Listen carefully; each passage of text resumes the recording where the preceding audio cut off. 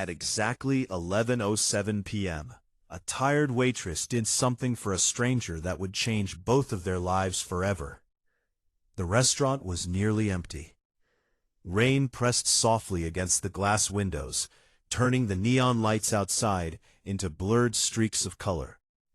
Inside, the air smelled like coffee, warm bread, and something quietly lonely. Sarah adjusted her apron and forced a small smile as she wiped down the last clean table. It had been a long shift. Her feet ached, her back hurt, and her eyes carried the weight of nights that never seemed to end. But still, every time the door opened, she smiled. Because that's what she did. Because that's all she had left to give. The bell above the door rang. Sarah looked up. A man walked in slowly, like each step cost him something. He looked to be in his early 40s, dressed neatly but carelessly at the same time, like someone who had once cared about details but had stopped trying. His eyes were the first thing she noticed. They were empty. Not tired, not distracted, just empty. He chose a table by the window and sat down without looking at the menu. He didn't check his phone. He didn't look around. He just stared at the rain. Sarah hesitated for a moment, then picked up a menu and walked over. "Good evening, sir," she said gently. "What can I get for you?" No response. She waited. Still nothing. Up close, she could see it more clearly now. His eyes were red, not from lack of sleep, but from something deeper. He had been crying. "Sir," she tried again, softer this time, "are you okay?" He blinked, as if returning from somewhere far away. "Just give me a coffee." Of course. She nodded and walked away. But something about him stayed with her.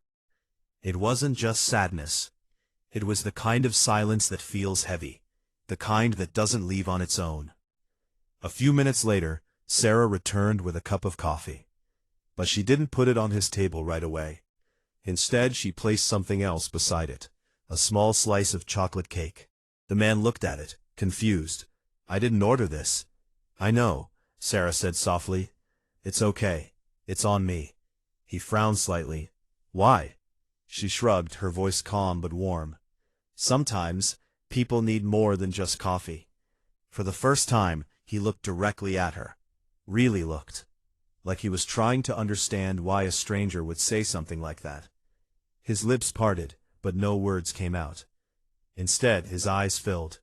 He looked away quickly, embarrassed, but it was too late.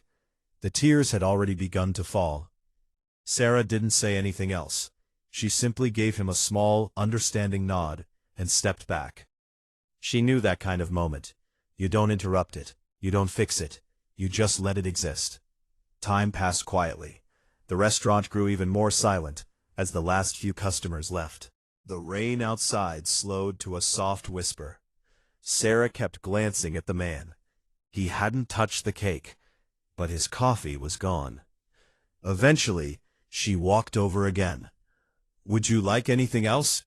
He shook his head. Then, after a pause, he spoke. "Do you ever feel like the world just stops making sense?" Sarah didn't answer right away. She pulled out the chair across from him and sat down. "Yeah," she said quietly, "I do." He let out a breath, like he had been holding it in for a long time. "Today is my daughter's birthday," he said. Sarah's heart tightened. She would have turned 8. The words hung in the air, heavy, fragile. "She loved chocolate cake," he added, his voice breaking. "Every year we'd get one. She'd make a wish and blow out the candles like it was the most important moment in the world." He let out a hollow laugh. "And now I'm sitting here, alone, with a cake I didn't even order." Sarah swallowed hard. "I'm so sorry," she said.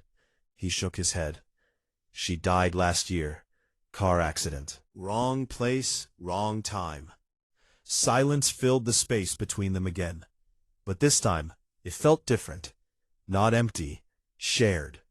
Sarah looked at the untouched cake. Then she stood up. "Wait here," she said. He watched her walk away, confused, but too tired to question it. A few minutes later, the lights in the restaurant dimmed slightly. Sarah returned, holding something in her hands, a small candle, lit. She placed it gently on the slice of cake. The soft flame flickered between them. "Happy birthday," she said quietly. "To your daughter." The man froze. His eyes locked onto the candle. Then they filled again, faster this time, deeper. "What are you doing?" he whispered. Sarah's voice trembled, but she smiled anyway. No birthday should pass without a wish. His hands shook as he reached forward. I can't." "Yes, you can," she said gently. For a moment he just stared at the flame. Then slowly he closed his eyes. His lips moved silently, a wish no one else would ever hear. And then he blew it out. Darkness returned. But something had changed. He broke down completely. Not the quiet tears from before. This time, it was everything. Grief, love, memories, all at once. Sarah didn't move away. She simply stood there, her own eyes filled with tears, because she understood more than he knew. After a while, he wiped his face and looked at her. "Why would you do this? For me?" Sarah hesitated. Her fingers tightened slightly around the edge of the table. Then she took a slow breath.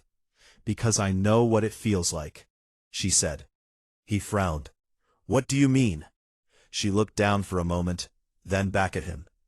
"My dad used to do the same thing for me," she said softly. "Every year, cake, candles, a wish. No matter how busy he was." A tear slipped down her cheek. "He passed away last year."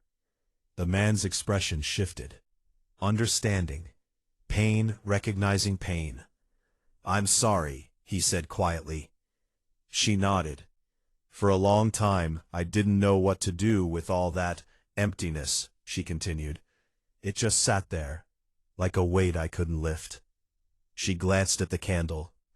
"But then I realized something." He listened carefully. "If I can't celebrate with him anymore, maybe I can help someone else feel a little less alone." The man stared at her, not with confusion anymore, but with something else. Respect, gratitude, connection. "You didn't just help," he said slowly. You gave me something I thought I lost." Sarah shook her head gently.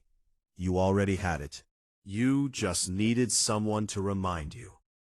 He looked at the empty plate, at the melted wax, at the place where the flame had been. And for the first time that night, he smiled. It wasn't big, it wasn't perfect, but it was real. When he stood up to leave, he reached into his pocket. Sarah stopped him. "It's already paid for." He paused. "Then at least let me say thank you." She nodded. He looked at her for a moment longer, then said something she would never forget. "She would have liked you." Sarah's breath caught. "Your daughter?" He nodded. "She loved kind people." Sarah smiled through her tears. "I think I would have liked her too." He walked toward the door, then stopped, turned back. "What's your name?" "Sarah." He nodded. "Thank you, Sarah." And then he was gone. The bell rang softly as the door closed behind him. The rain had stopped. The street outside was quiet. Sarah stood there for a long time, staring at the empty table, at the small melted candle, at the place where two broken people had, for a moment, helped each other breathe again. She cleaned the table slowly, carefully, like it mattered, because it did. As she picked up the plate, she noticed something. A folded piece of paper, left behind. Her hands trembled slightly as she opened it. Inside, written in careful, uneven handwriting, were a few simple words. "Tonight, you didn't just serve coffee. You saved a memory I thought was gone forever." Below it, one more line. "Thank you for reminding me how to feel again." Sarah pressed the note to her chest, closed her eyes, and for the first time in a long time, she didn't feel so alone. Outside, the city moved on. Cars passed. Lights flickered.